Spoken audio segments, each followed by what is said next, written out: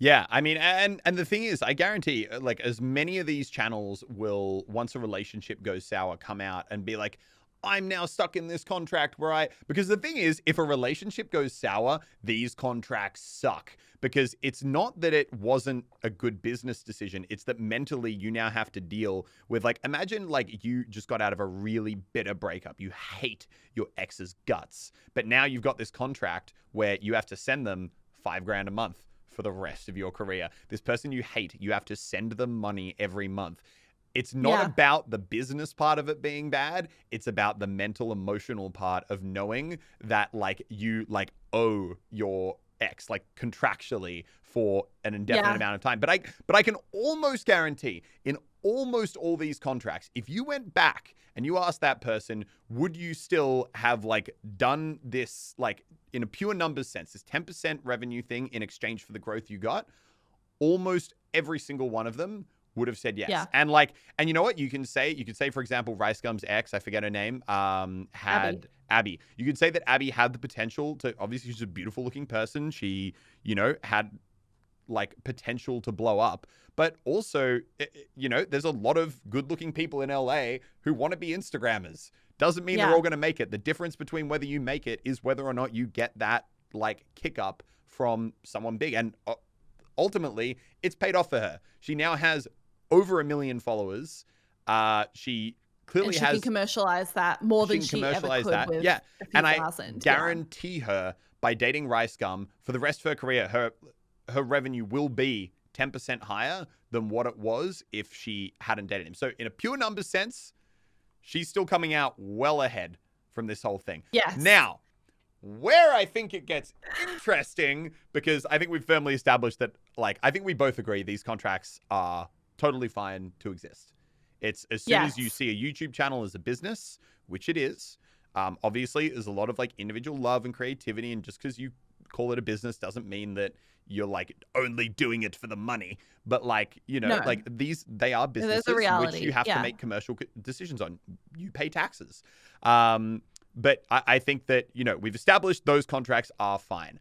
I think, and this is where I think it gets interesting, the part that is weird is they're dating.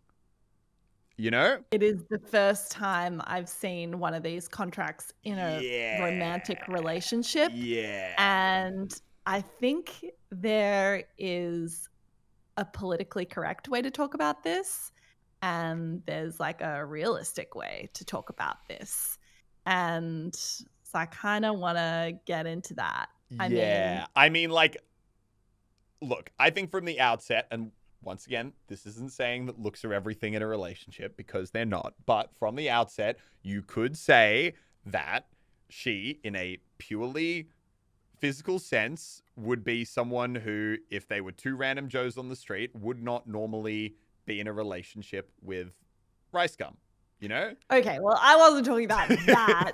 I'm not going to get into like how each person looks, but I more mean, look, it's a really real thing in YouTuber relationships. And we know a bunch of people that have been in a similar position. I'm not saying it's a bad thing necessarily. No, but I want to backtrack just super quick, because I think like so that comment doesn't get misconstrued. My point is that when that relationship started, I do think, and it would be hard to say that this probably didn't, you know, there was probably some element playing into it of Rice Gum is a really, really big YouTuber / creator, and that is an element of what can make someone attractive.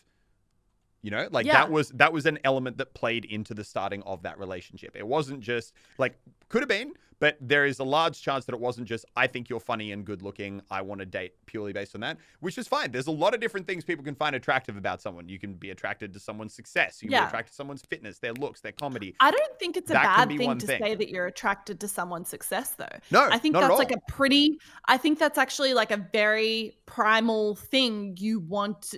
People are attracted to people that they think are doing a good job and are trying hard and have a level of success at like a super primal level. I think I was reading about something the other day where it was like, You want to be physically attracted to someone. You want to feel as though they can provide for you or make you safe. So look, I think like we can beat around the bush. Yes, I think it can be attractive to be with someone that is successful. And where that gets interesting is whether, where it gets interesting is whether part of that decision to date that person is you want to leverage that partner's success for your own. And once again, not saying that played into it, but you could construe that could have been an element in starting the relationship. Now, but it's possible. But once again, that's where it gets very interesting, because for a lot of people, you know, like let's say I started dating a fitness trainer. You know, let's say I'm someone who started dating a fitness trainer and I wanted to lose weight. You know, naturally, if you're in a relationship with someone and your partner has skills, a lot of the time it is a natural part of that relationship that you just want to help out your partner, right? Because that's what being in a relationship is. You don't bill, like if I was in a relationship with a PT and I'm like, hey, I want to get fit, it would be a little bit weird if my partner was like, all right, that'll be $75 an hour.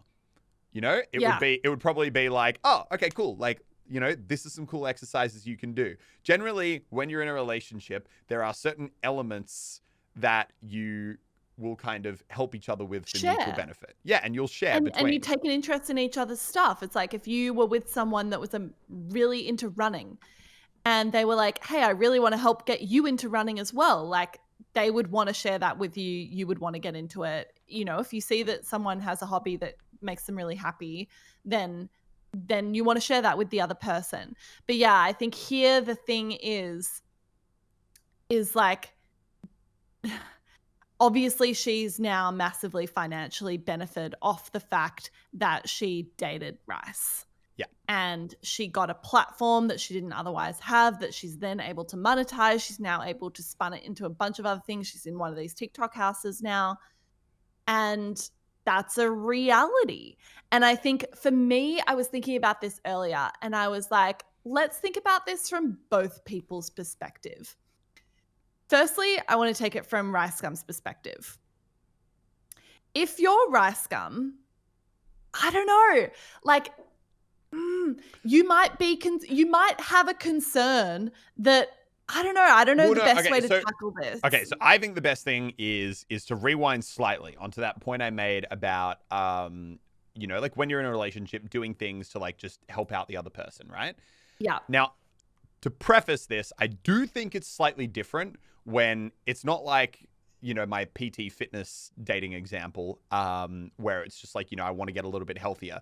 This is your partner building their career around your career. So it is different.